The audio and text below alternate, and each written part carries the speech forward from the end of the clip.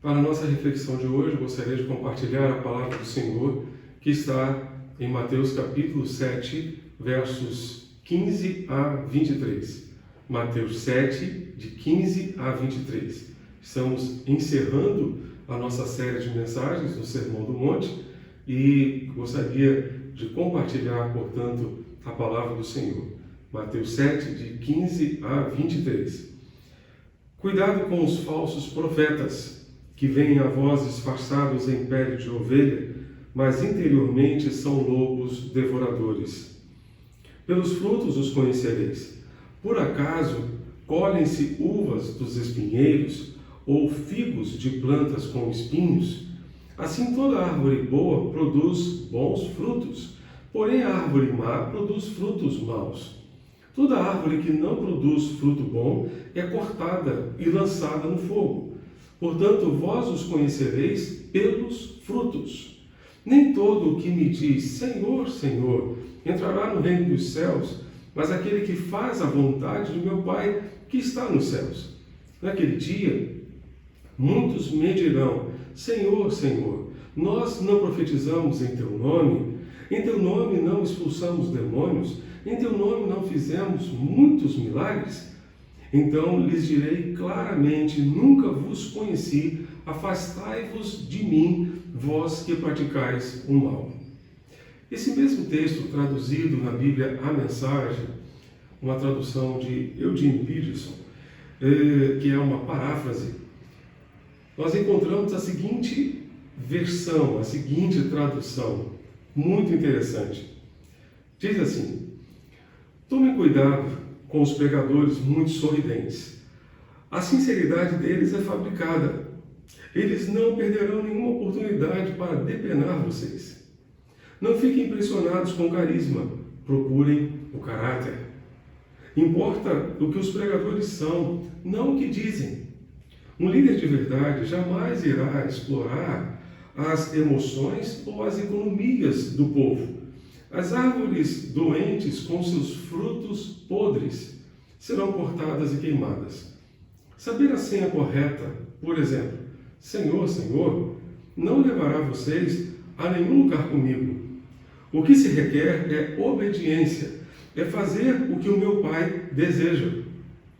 Posso até ver a cena. No juízo final, milhares vindo em minha direção e se justificando. Senhor, nós pregamos a mensagem, expulsamos demônios e todos diziam que nossos projetos eram patrocinados por Deus.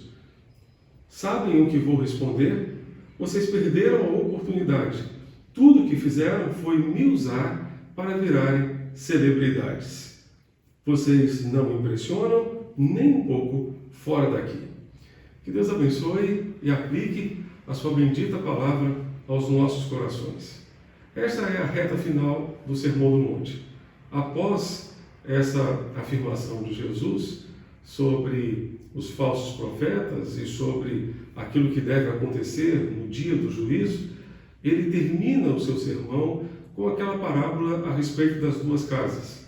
Ele diz que aquele que ouve a sua palavra e a põe em prática é comparável ao homem que construiu a sua casa sobre a rocha.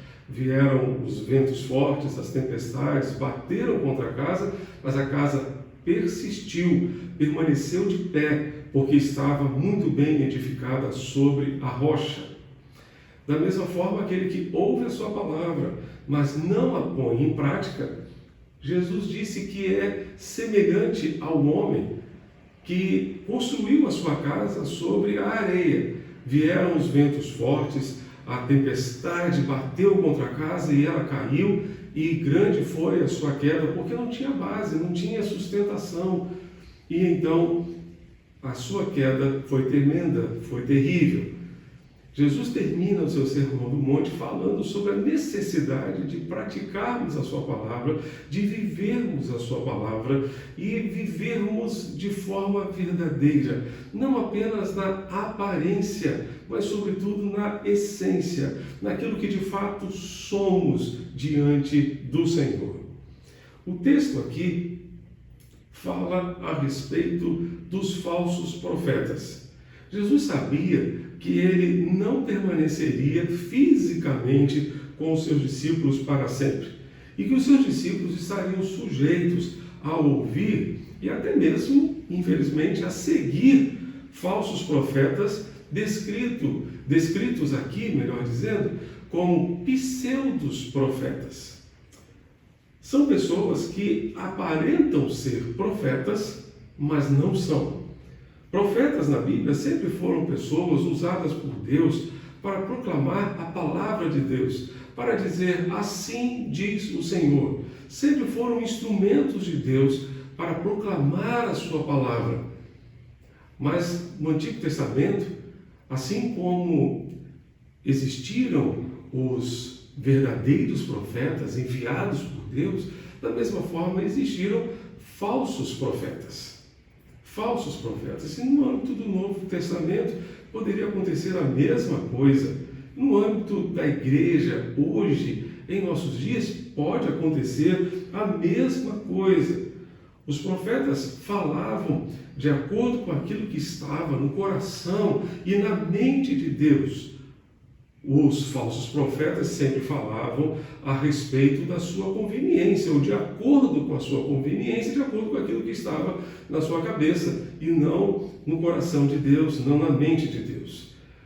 Qualquer semelhança dos falsos profetas de antigamente com os de hoje não é mera coincidência, porque ainda hoje é possível encontrar falsos profetas. Jesus disse que esses falsos profetas normalmente se disfarçam de ovelhas, mas são lobos devoradores. Eles entram no rebanho disfarçados de ovelhas.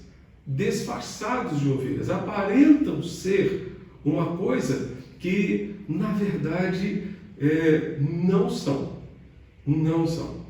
Certa vez eu ouvi uma história muito interessante a respeito de um jovem pastor de ovelhas, literalmente, que estava a cada dia, quando amanhecia o dia, ele percebia que tinha uma ovelha morta no seu rebanho.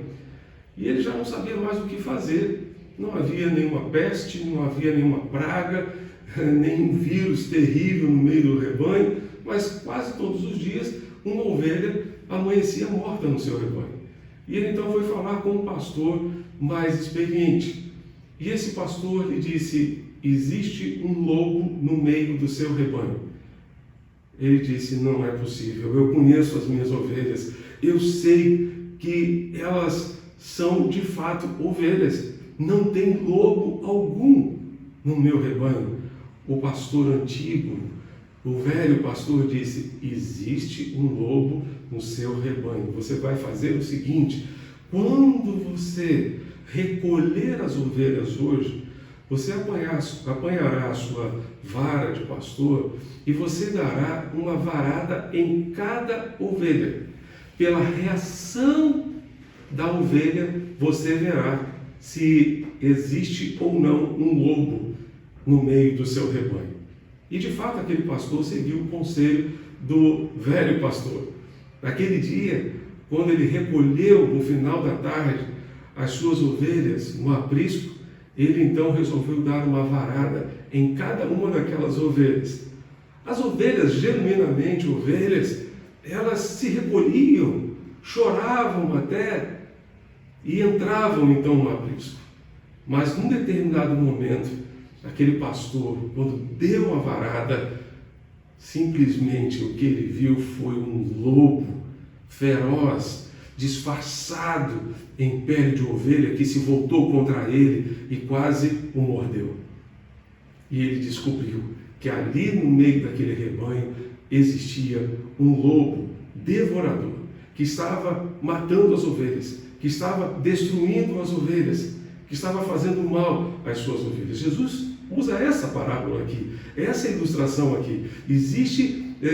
Os falsos profetas existem no meio de vocês como lobos devoradores. O próprio apóstolo Paulo, escrevendo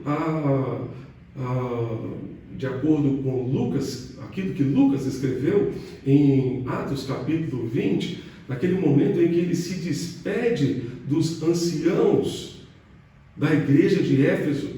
Paulo está em Mileto e pede que os anciãos da igreja de Éfeso lhe façam uma visita de despedida. E ele diz o seguinte: eu sei que depois da minha partida aparecerão no meio de vocês lobos vorazes, que não pouparão o rebanho, e que até mesmo entre vocês se levantarão homens falando coisas pervertidas para arrastar os discípulos atrás de si. Portanto, vigiem, lembrando que durante 3 anos, noite e dia, não cessei de admoestar com lágrimas cada um de vocês. Então, o próprio Paulo pôde alertar os líderes da igreja de Éfeso sobre a realidade dos lobos devoradores que se disfarçam em peles de ovelha e não poupam o rebanho para danificar o rebanho, para trazer dano ao rebanho. Isso me faz lembrar também de uma história muito interessante que, pelo jeito, aconteceu na época da Segunda Guerra Mundial. Os espiões eram pessoas especializadas em entrar no território inimigo, parecendo ser do povo da terra, mas na verdade eram espiões para o exército inimigo.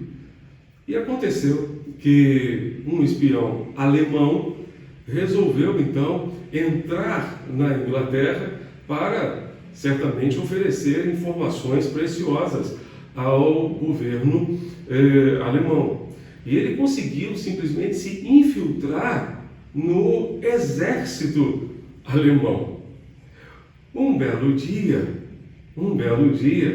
eles estavam andando, estavam com uma tropa e alguém pisou no pé daquele alemão disfarçado de inglês. O que aconteceu? Ele, naquele momento, xingou um palavrão em alemão. Ele xingou em alemão. E naquele momento perceberam que ele não era um inglês, era um alemão. Falava como um inglês, sem sotaque. Falava como inglês, falava perfeitamente como inglês, conhecia a cultura dos ingleses, sabia exatamente como os ingleses se portavam, agia exatamente como eles deveriam agir, mas por dentro ainda era um alemão. Não havia mudado o seu interior. Por isso, na hora que pisaram no seu pé, ele revelou aquilo que de fato ele era. Normalmente nós revelamos aquilo que somos quando pisam no nosso pé, quando pisam no nosso calo, quando somos pressionados, quando enfrentamos algum tipo de pressão, revelamos aquilo que somos. Certo autor disse que a crise revela o nosso caráter. Ele disse que a crise não forma o nosso caráter. Na verdade, a crise revela o nosso caráter. Revela aquilo que somos diante do mundo, diante das pessoas. Temos aqui então, amados, o retrato entre aparência e essência. Aparência versus essência. A aparência tem a ver com coisas que impressionam os outros. Tem a ver com aquilo que aparentamos ser diante dos outros. Jesus mostra nesse texto que muitas vezes as aparências enganam. Muitas vezes as aparências enganam. E eu gostaria de lembrar e aplicar esse texto não apenas à questão dos falsos profetas, mas também a respeito daqueles que se dizem cristãos e na verdade não são. Aqueles que dizem ser crentes, mas na verdade não são. Jesus mostrou então que as aparências podem nos enganar. De acordo com a tradução da Bíblia, a Mensagem, ele descreve a aparência em 3 aspectos interessantes. O sorriso. Ele diz: tomem cuidado com os pecadores muito sorridentes. A sinceridade deles é fabricada. Quando a gente pensa em sinceridade, isso me faz lembrar do nosso saudoso Rousseau Chet. Uma das suas mensagens, ele certa vez disse que a palavra sinceridade tem a ver com sem ser. Os oleiros, quando fabricavam, pelo menos algum tempo atrás, fabricavam os seus vasos de barro. No final da fabricação, quando percebiam de repente algum furinho naquele vaso, muitos deles, ao invés de quebrar o vaso e fazer um novo, simplesmente pegavam um pouco de cera e tampavam aquele furo com cera. Vendiam o vaso como se estivesse perfeito. Então a pessoa comprava o vaso, o que acontecia? Chegava em casa, colocava o seu vaso de repente exposto ao sol, e o sol fazia o quê? Derretia a cera e apresentava o furo. E então a pessoa percebia que aquele vaso não estava perfeito, ele estava, na verdade, aparentando uma coisa que na verdade não era. O sol das provações, muitas vezes, vai derreter a cera que demonstra que somos uma coisa quando na verdade não somos. O sol das provações, muitas vezes, vai derreter, portanto, a cera da falsidade, da hipocrisia. Sinceridade é ser sem cera, sem qualquer furo, sem qualquer coisa que possa revelar alguma coisa que nós, na verdade, não somos. A sinceridade deles é fabricada, não é autêntica, não é verdadeira. Então tome cuidado com os pregadores muito sorridentes, diz ele. Não fiquem impressionados com o carisma. Não fiquem impressionados com o carisma. Vamos tratar um pouco mais à frente sobre a diferença entre carisma e caráter. Também não fiquem impressionados com o seu conhecimento, porque saber a senha correta, por exemplo, Senhor, Senhor, não levará vocês a nenhum lugar comigo. Simplesmente saber a senha certa, simplesmente ter conhecimento a respeito de Jesus, das histórias de Jesus, da vida de Jesus, saber tudo aquilo que Jesus fez, não nos garante acesso ao reino dos céus. Não nos garante. Isso tem a ver, então, com a aparência. O que diz respeito Jesus à essência? Jesus vai dizer que a essência é revelada por meio dos frutos. Veja comigo o verso 16. Jesus vai dizer, pelos frutos os conhecereis. Por acaso colhem-se uvas dos espinheiros ou figos de plantas com espinhos? Assim toda árvore boa produz frutos bons, porém a árvore má produz frutos maus. Uma árvore boa não pode produzir frutos maus, nem uma árvore má dar frutos bons. Jesus nos ensina que revelamos aquilo que somos através dos nossos frutos. Revelamos aquilo que somos através dos nossos frutos. O texto paralelo do Sermão do Monte, que está em Lucas capítulo 6, versos 43 a 45, nos oferecem algumas dicas a esse respeito.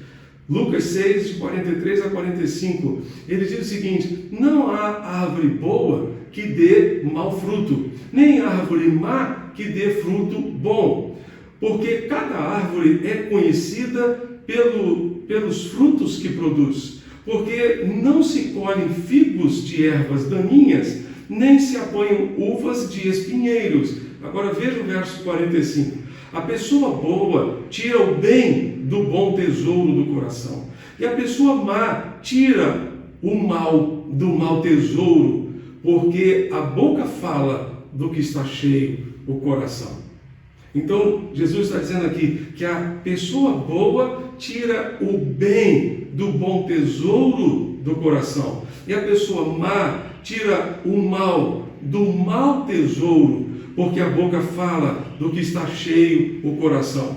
Jesus disse que o nosso coração é um tesouro onde nós armazenamos o bem ou o mal. O que temos colocado no tesouro do nosso coração? Com o que temos alimentado o nosso coração? Jesus afirma que os nossos frutos revelam quem somos. Os frutos revelam aquilo que está dentro do nosso coração. Os nossos frutos revelam a essência daquilo que somos. Temos aqui o contraste entre frutos bons e frutos maus, entre frutos bons e frutos podres, que não servem para ser usados.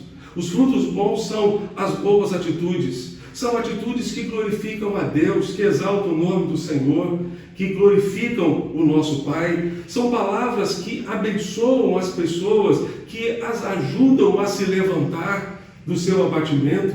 Os frutos maus, podres, são aqueles que simplesmente não servem, não prestam para serem usados.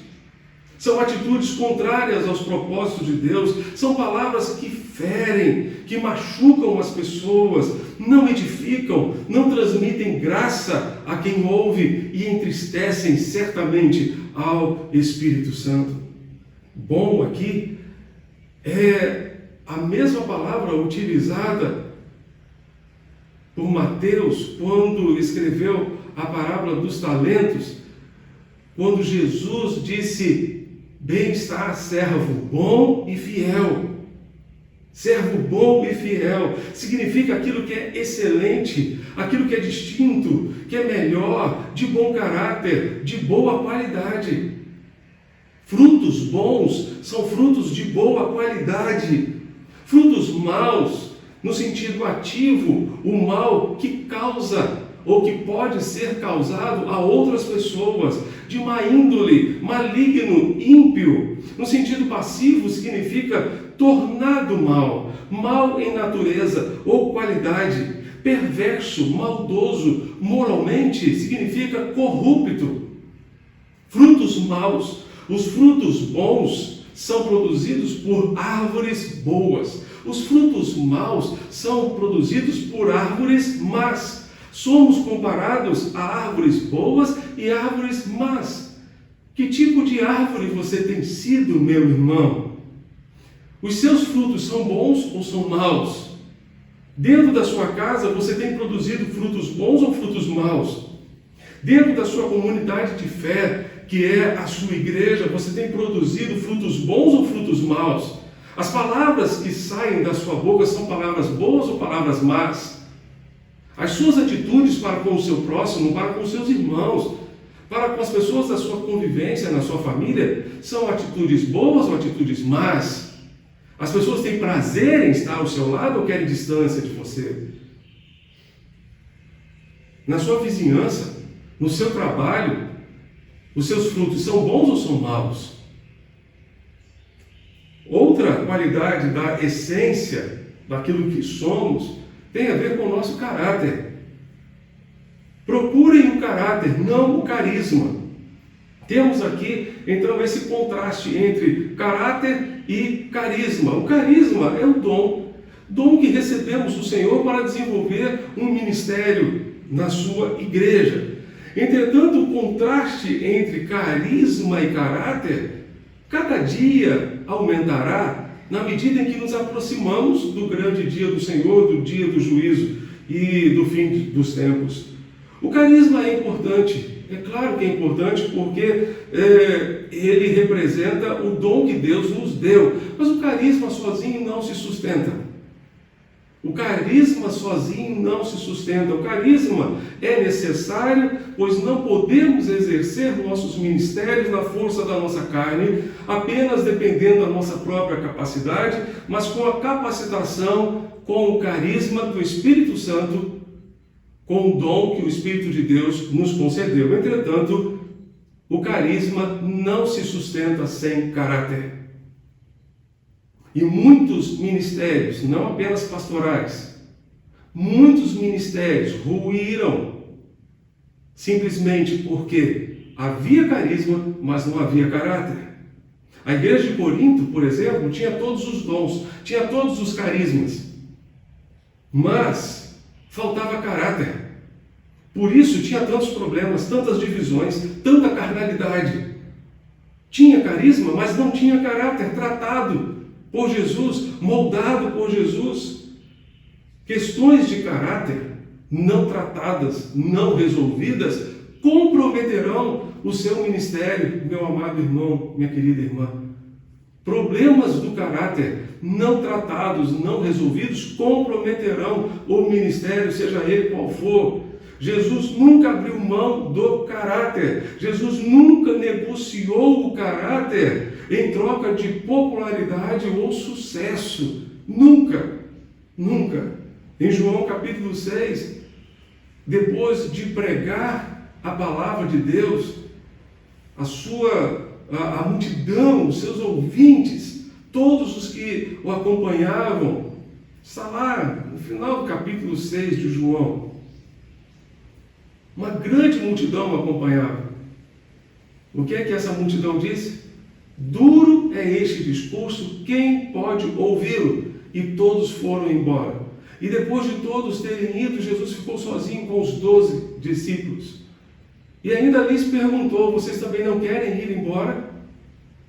E Pedro, tomando a palavra, disse, Senhor, para onde iremos se só Tu tens as palavras de vida eterna? Jesus nunca negociou o caráter por causa da popularidade ou por causa do sucesso. Jamais, jamais. Fique atento. Carisma sem caráter não se sustenta. Ministério sem caráter não se sustenta. Terceiro lugar, a essência tem a ver com a nossa vida. Tem a ver com a nossa vida. Tem a ver com frutos, tem a ver com caráter, mas tem a ver com a vida. O que importa é o que esses pregadores são, não o que dizem. Não apenas o que dizem. O que importa não é o que falamos, nem o que fazemos efetivamente. O que importa é o que somos diante de Deus. Vivemos um tempo em que somos valorizados por aquilo que falamos, por aquilo que fazemos e por aquilo que temos. Deus nos valoriza por aquilo que somos e Ele conhece exatamente aquilo que somos. Aquilo que somos. E nós não temos como impressionar Deus, como chamar a atenção de Deus para outra coisa que não seja aquilo que somos. As nossas palavras não vão impressionar o coração de Deus. As nossas conquistas materiais não vão impressionar o coração de Deus. Não vão. O que vai impressionar de fato o coração de Deus é aquilo que somos. E se aquilo que somos estiver de acordo com a vontade de Deus, nós poderemos ouvir o Senhor nos dizer, servo bom e fiel. Estou feliz com você. Entre na alegria do teu Senhor, servo bom e fiel. Você produziu um fruto bom. Um fruto bom. Em quarto lugar, a aparência tem a ver com tantas coisas, mas a essência também tem a ver com compromisso com a vontade de Deus. Compromisso em obedecer à vontade de Deus. O que se requer é obediência, é fazer o que o meu Pai deseja, disse Jesus. O verso 21, ele diz, nem todo que me diz Senhor, Senhor, entrará no reino dos céus, mas aquele que faz a vontade do meu Pai que está nos céus. Não adianta dizer, é preciso fazer. Não adianta aparentar ser uma coisa e ser outra por dentro. Um detalhe, quem afirma Senhor, Senhor, é quem está dentro do ambiente da igreja. Não é quem está fora da igreja. Não é quem está perdido nesse mundo em que vivemos. É quem está dentro da igreja que está dizendo Senhor, Senhor. Nem todo aquele que diz Senhor, Senhor entrará no reino dos céus, disse Jesus aqui. Isso significa que não são todos que estão na igreja que são salvos. Não são. Isso significa que não são todos os que têm um nome no rol de membros da igreja que estão salvos. Nós vivemos sim nos nossos dias a realidade do cristianismo nominal, em que para muitos o cristianismo está tão somente no nome, mas não está na essência daquilo que são de fato diante de Deus. diante do Senhor.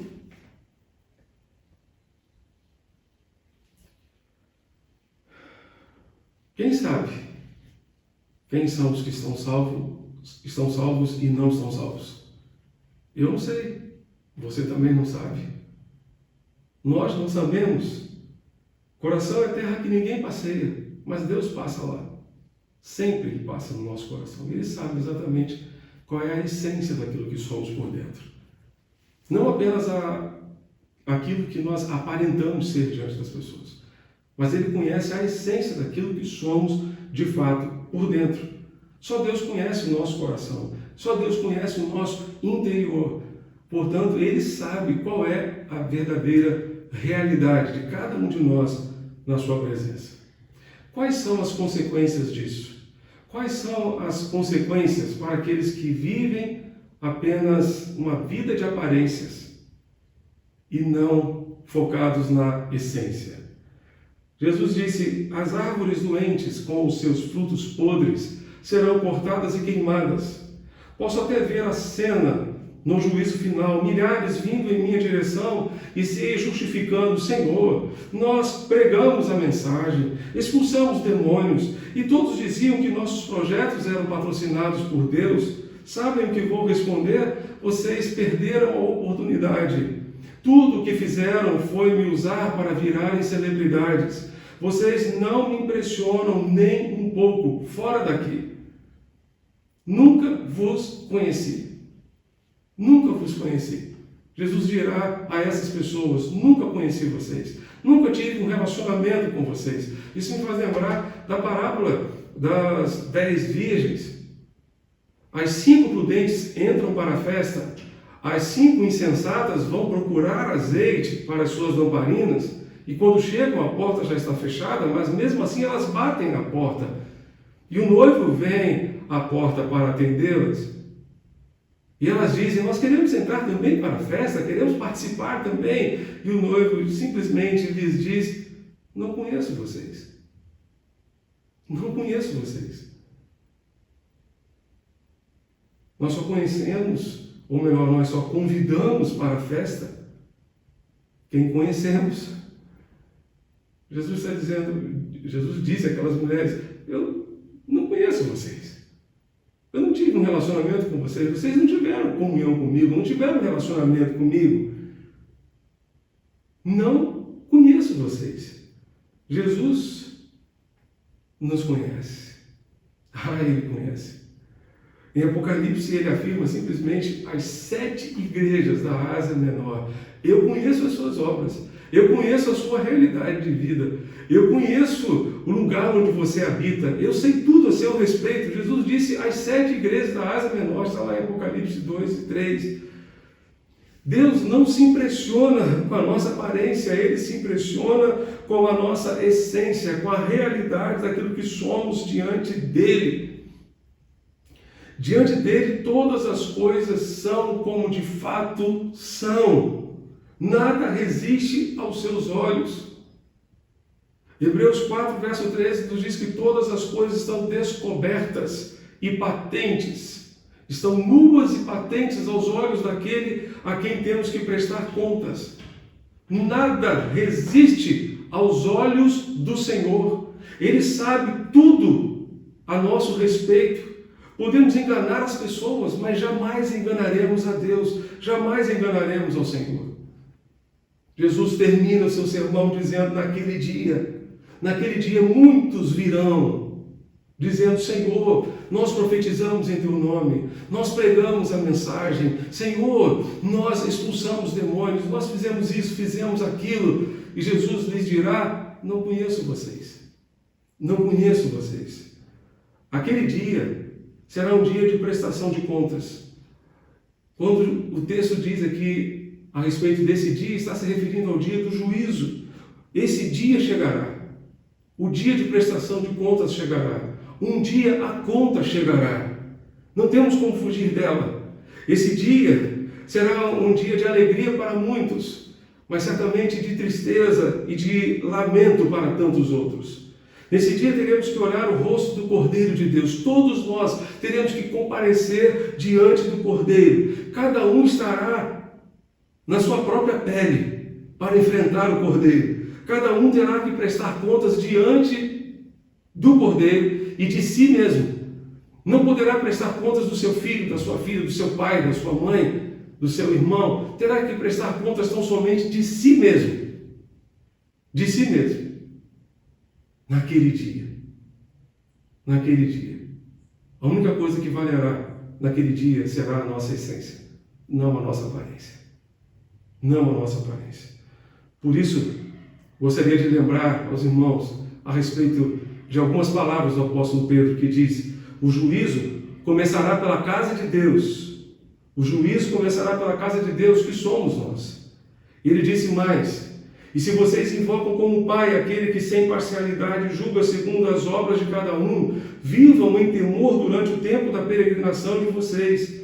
O Senhor não retarda a sua promessa, ainda que alguns a demorem, a julguem demorada, melhor dizendo. Pelo contrário, Ele é paciente com vocês, não querendo que ninguém pereça, mas que todos cheguem ao arrependimento. Porém, o dia do Senhor virá como um ladrão.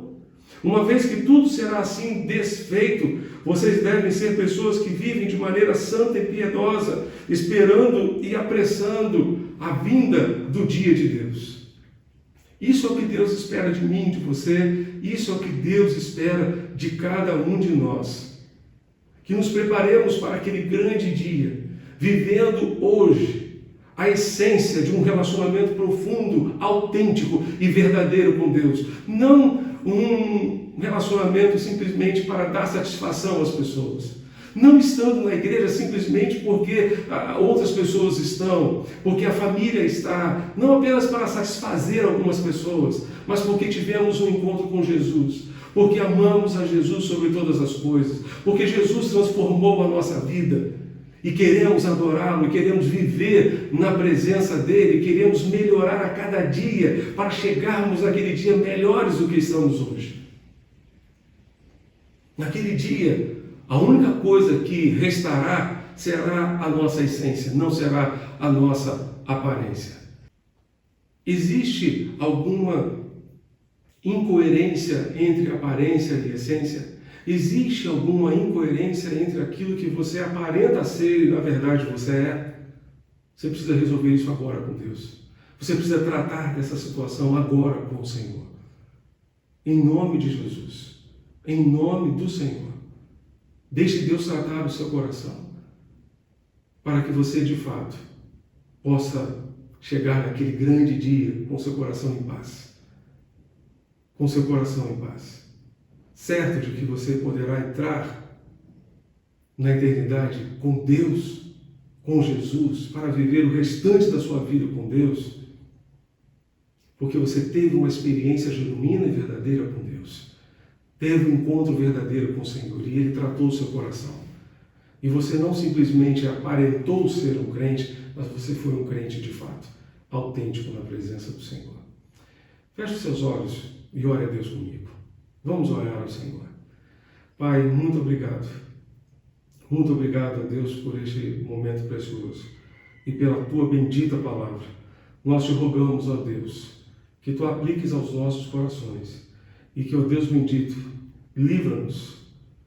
Tu nos livres, ó Deus, de simplesmente vivermos uma vida de aparência que não reflita a essência daquilo que somos diante de Ti. Se na essência não somos aquilo que Te agrada, não estamos fazendo a vontade do Senhor, estamos apenas dizendo Senhor, Senhor, mas não estamos fazendo a vontade do Senhor, Pai, perdoa-nos e trata-nos naquilo que precisamos ser tratados. Nós te pedimos em nome de Jesus, nosso Senhor e Salvador. Amém e amém.